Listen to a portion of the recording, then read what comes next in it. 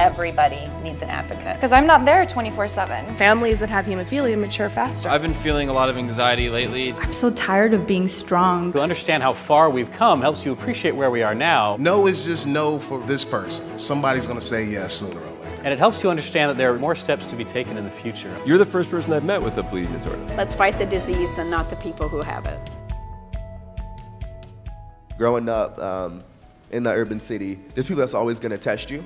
And so I got into an altercation, me and my friend, with a group of guys, and what I thought was only going to be a physical altercation turned into me losing one of my best friends. At such a young age, it was really kind of hard to conceptualize like being a part of that. And I think after that, I really had to reevaluate and understand that like I'm not invincible, and that it's not always worth trying to fight and be the aggressor or anything like that. Like it's always going to be good to just kind of talk your way out of it and move on with life. One of my campers is the camp director's daughter, and at the end of the week, she comes to me and my staff, and she's like, "I just really want to thank you guys because we have a talent show at the end of the week," and she was willing to express herself. And according to Jackie, like that's not who she knows as her daughter. Like Maya is a very quiet girl. She's to herself, and the fact that she was up there doing her own act kind of showed the love that we gave to her, that she was able to express to the rest of camp. And I felt very appreciative that we had the opportunity to even work with Maya. Once I was old enough to really understand that like no matter the cards I'm dealt right now, there's always somebody whose situation is, I don't want to say worse, but different, in a more intense fashion. I just had to like humble myself and be like, all right, it doesn't matter if I have to babysit right now because I love this person. Or it doesn't matter if my mom is sick and I'm the one that has to take care of her because I wouldn't want anybody else kind of doing it. Like I know that I'm gonna give her the best care. Probably from the time that I was 10 months old, I had so many nosebleeds, and I'm from a very small town, Williamsport, Pennsylvania, and I went to every ear, nose, and throat doctor, and their automatic reaction was cauterization. And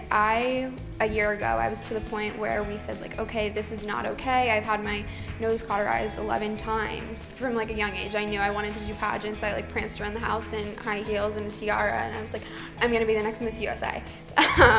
And then when I was 12, I was introduced to the NAM organization. It stands for National American Miss. And then from there, I knew that that's what I wanted to do, and then that's when I gained a platform. But once I was diagnosed, I just don't think that it should have taken that long. I feel that if doctors were more aware of it, it would not have taken as long. So that's when I knew I wanted to advocate for that. I am teaching little girls this year I'm teaching their dance classes. And so we had a princess camp, and they all dressed like princesses, and then I brought my crown in and they tried it on. But the one part is I tell them I think the most important thing for them to do is find something they love and they're passionate about, and to follow their dreams and to make a difference in society. Back there in Nigeria, they didn't have the test that you could see if your child was going to have sickle cell. My parents were fortunate enough to come to the States, and then my mom came and they did the test and they found out I was going to have sickle cell. My mom, being a woman of faith, she decided to, I'm going to go ahead and trust God and have this child. Because the protocol would have been in Nigeria to an end the abortion. pregnancy, right? Yeah, and that's why I love America so much. I always try to build a relationship with the doctor. I feel like it's the best way to get the best care you can. I have one good doctor as an adult, which I haven't been able to replicate that anywhere. So I'm still trying to find a doctor like that in Atlanta. I don't think it's their intention to make it difficult. It's just with the opioid crisis, everything that's going on, the stigma of having sickle cell, everything plays into your care. One thing my wife and I found, we found there's this big adoption community in the U.S. that they go to places like Africa and they adopt kids that have sickle cell. I mean, that's awesome. So, and we try to push out positive images. Hey, look what your son can become one day, So we push out images of positive images. So we met a few sickle cell patients, my wife and I, that we have been encouraging to go into the medical community, become nurses and become doctors yourself. This is quite an elaborate project, but we want to stick with them from the inception of their idea to become nurses or doctors and make them finish through all the way, give them all the assistance they can. Make sure they stay in that path and they eventually come out as a medical doctor and or as a nurse.